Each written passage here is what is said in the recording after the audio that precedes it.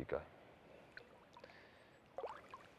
Right everyone, so this is the first part of my ongoing diary piece I'm going to be doing every month, and basically it's going to follow me through my fishing. I've missed about a week, you know, this is the first sort of time I've been and done a proper session, you know, I've got in nice and early so I've got time to get on with this. But I'll sort of run you through my spring so far. You know, I've spent the early part of the spring fishing a small lake in Essex, and fortunately just before I was going to pull off, I managed to catch my target fish at 42.5 pounds. So, you know, the spring started really well. I had another couple of fish with it. And that was a great way to start the spring, you know. So my initial plan was to go onto a club water near my house, you know, start on there in May and fish through basically till the end of the year. But I've always wanted to fish Christchurch. I like it up in Oxford. You know, I was actually in Oxford about a week or so ago with Billy and Jamie, shooting a zig feature, that sort of thing. I slung my rods out there with them. Caught a nice little simo, scaly little thing he was. But that sort of, while I was up here, I popped over to Christchurch to see a couple of friends. And I thought, you know what, I'm gonna do May on Christchurch. So that's my plan, you know, I'm here now. It's about the 7th or 8th of May, and that's my plan for the rest of the month. But I started May, for my first session, was a filming session with Rich from Korda.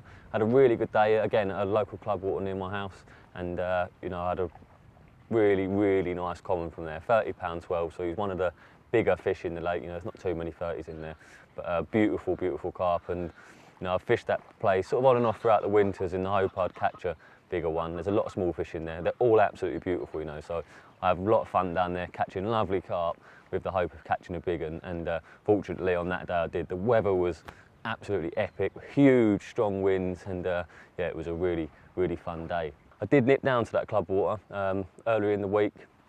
Didn't work overnight, you know, got down there quite late, probably about 8 o'clock in the evening, just as it was getting dark. Wind was absolutely smashing down one end of the lake, and they do like that sort of weather on there. So, you know, I squeezed the night in, and I was fortunate enough, you know, to catch a really nice little common. Wasn't the biggest fish in the world, but an absolute beauty. And, you know, a lovely way again to start on the club water. You know, it's always nice your first bite to catch one. I did actually fish sort of not the next night, but the night after that again. But you know, I didn't catch anything that time around. It's not the easiest lake at the best of times, but it looked really good. Beautiful misty morning, but yeah, no fish. So bringing us up to date, I'm now at Christchurch Lake. I'm sat, as you can see, on the end of the wind. I've been here since about 7 o'clock this morning. The lake's very busy. I've got a swim bucketed, and basically I was sort of just wandering around all day to see if I could get a swim to maybe fish while I'm waiting for the other one to come free. And I've ended up in here. Fish were going absolutely mental out here. There's a chance you might see one show just out here while I'm actually doing this bit to camera, because they have been going a bit crazy. But apparently that happens on here quite a lot. You know, they show loads and they're actually really hard to catch. So I'm not sure if I'm going to stay here for the night. You know, I spoke to a few of my friends who've fished here for a while, and they say, you know, they do turn up here, show a lot, and then as of dark they'll move out. But for now, you know, I'm confident. There's loads of big fish nutting out, boshing all over the place. So for the time being, you know, I couldn't be in a better area really. I've just flicked 3 single hook baits out of there, bright pink squid goo pop-ups on chod rigs. So, you know, I've kept disturbance to a minimum, done all I can really, but it is, yeah, it's really cool. Sat here in lovely warm wind, and hopefully I've done enough to get a bite, but if not, I think I'll have to make a decision later on as to whether I stay or move. There's one. I reckon you saw that. I hope I get one.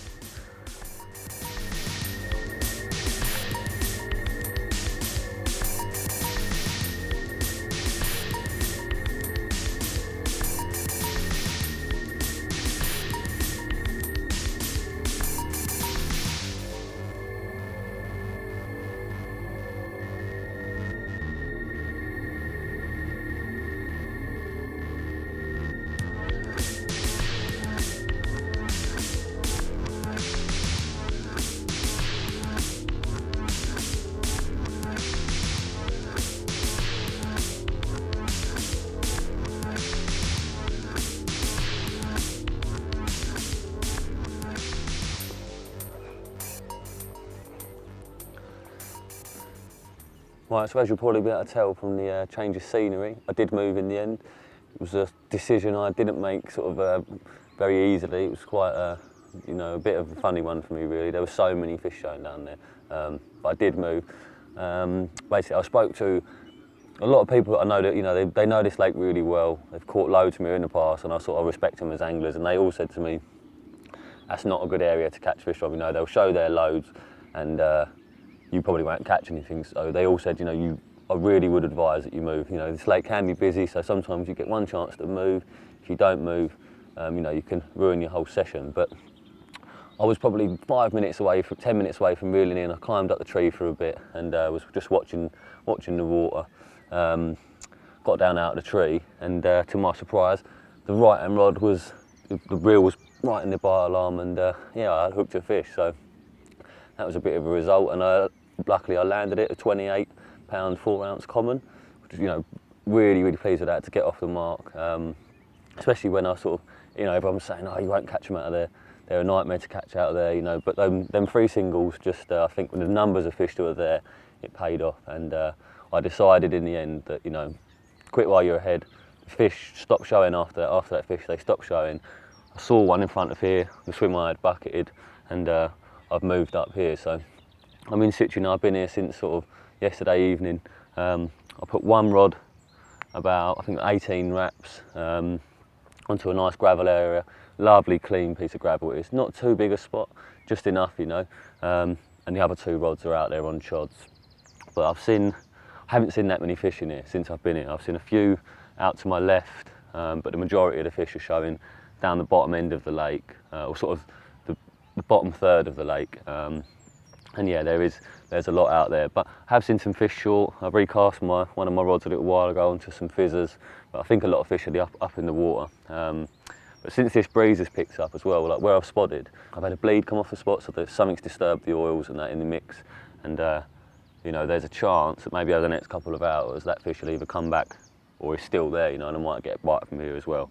But either way, one of the most prolific swims on the lake, sort of next door. I spoke to the bloke yesterday and said, you know, when you go, can I drop in there? And he wasn't going to leave till Thursday, but he's just come round and told me he's going to go. So if I don't catch anything from here, I'm going to have a move into the hot swim, and pressure will be on to catch one from there.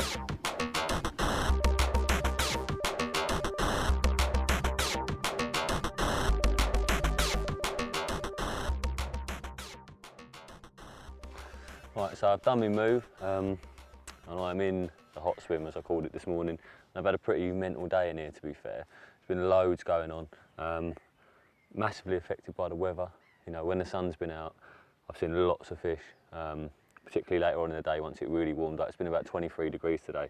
But earlier this morning, you know, I'd see fish until the sun went in, then they'd disappear. I fished pretty much one rod all day. I fished that over to the far side. Basically, I got some fish feeding this morning, right in close, probably only rod length out, nice and shallow. But I sort of got them feeding, cast the rig onto the bank, went round there with my landing net pole, sort of waded the rig onto the spot.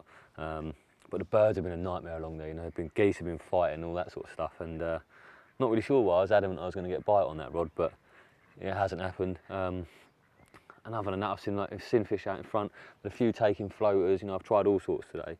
But the most exciting thing, definitely, I've spent a massive part of the day up and down a small tree down to my left here, and the fish have been getting right in close to the bank. And I've basically been trying to catch them on 3-line bread. You know, I watched them for hours first, and then my mate Rich was here, and he went down the shot for me and got me some bread.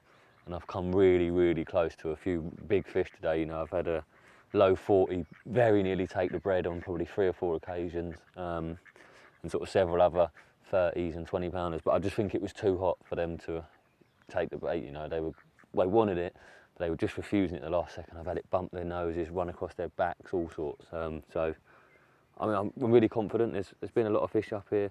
They've not started showing anywhere yet. I've seen odds and sods, but I'm hoping as it gets dark, you know, I'm hopeful of getting one. This swim has done a couple of bites recently just on dark, so fingers crossed. I've got all 3 rods straight out in front of me. There's a big bar out there, and I'm basically fishing them at 11.5 rod lengths, 12 rod lengths, and 12.5 rod lengths. So on a diagonal line, and I've just basically real short chod rigs. On the top of the bar is a lot of silkweed apparently, so real short chod rigs, and I basically just scattered probably 200, 18 and 15 mil cell over the top with a catapult. like I say, on a nice diagonal line. So, you know, I'm really confident, and fingers crossed I'll get one.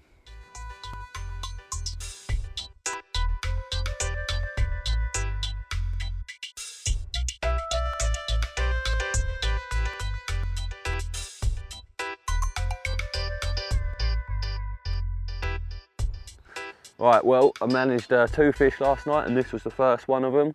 33 pound 4 ounces, and I'm sure you'll agree it is an absolute beauty. Typical of the Christchurch, all the fish on this complex really.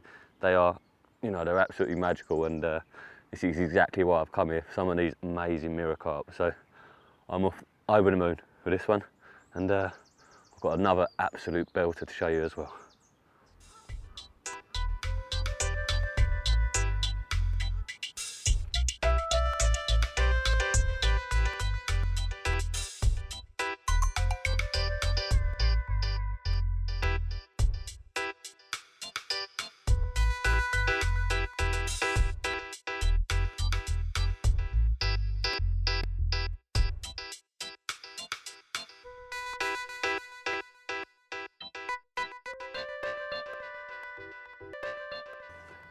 Well, how about that then? An absolutely epic fish. The scales on it are just mental. Yeah, I'm really pleased with this one. I didn't know which side to show you first, you know, it took me ages trying to pick his best side, and I think I've decided on the fact they're both equally as good as each other. It's truly, truly nice carp, and not a fish I've caught many of like this, you know. Down where I live in Essex, you don't get them like this. In fact, you don't get them like this in many places, so yeah, a proper treat. Hopefully not the last one either.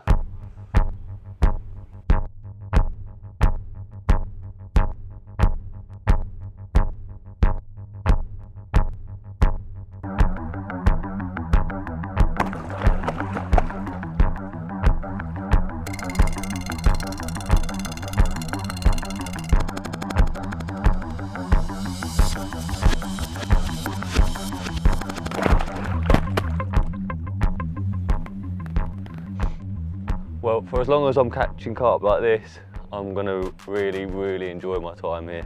They're just absolutely beautiful and a pleasure to catch. Pleasure to release and all. Go on, mate. Off you go. That way.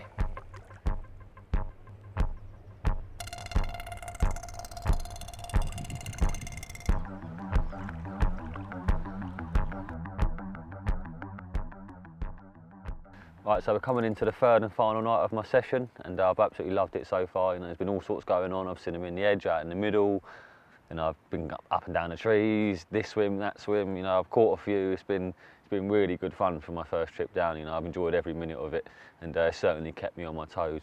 At this point in time, I'm absolutely shattered. You know, I didn't go to bed till 3 o'clock last night, and I was up again at 5, so I could really do with some sleep, because I think if I am going to get bites throughout the night, come tomorrow morning, if I don't have a kip nice and early this evening, I'll be absolutely cream crackered. So I'm going to get my head down soon, but I'm really confident, you know, tonight. Obviously I caught some fish last night. There's been a lot of fish up here today.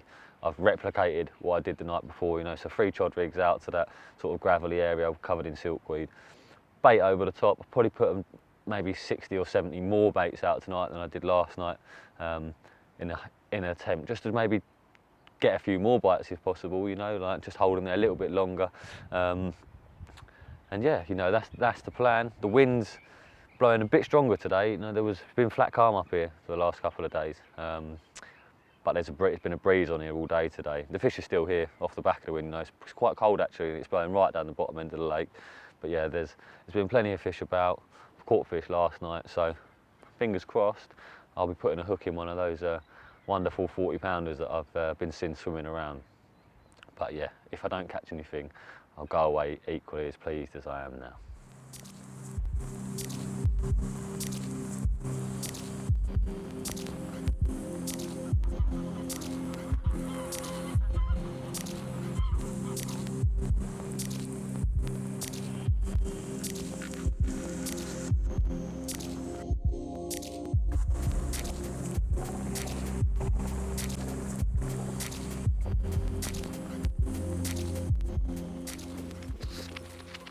Right, so we're coming to the end of the session now. Done me 3 nights. I've had, I think I've had a total of 6 bites. So I had another 3 bites last night. Unfortunately lost the first one. My line parted right in the edge here. The line's taken a lot of abuse, you know, I'm having to pull them through the weed and stuff, and unfortunately, yeah, the line snapped right in the edge. I did see the fish a few times. Not quite sure how big it was, but I don't think it was particularly small. I had another bite about 10 minutes after that, and I unfortunately landed that one. That was just under 24 pound. Stunning mirror, just like they all seem to be in here. And you know, after sorted them out, got the rods back out there, rebaited with about probably 150 baits, which was just happened to be the last of my bait. You know, I didn't have any bait left after that. And then at midnight, I had another bite, real violent take. You know, absolutely stripping line off the clutch. Most of the other fish haven't done that. Just sort of bobbins gone up to the top and stayed tight. But this was ripping. But yeah, I lost that fish quite quickly. You know, I had a hook pull, and to be honest, I'm absolutely gutted. It sort of hasn't ruined my session because I've had really good fun, but it's I'm ending on a bad note. But I look forward to coming back. I'll be back next week. There's a geezer going to come in my swim now, and I'm sure he'll have a few. I'm pretty confident last night if I'd have had more bait with me, I could have kept catching them throughout the night, because I didn't get my first bite the night before till about midnight, 1 o'clock in the morning. So to have had 3 before that point last night, I think I could have kept on catching a few more if I hadn't run out of bait. So yeah, ended badly in several different ways, but yeah, never mind. I'll be back. Yes. Is that a bite or a line?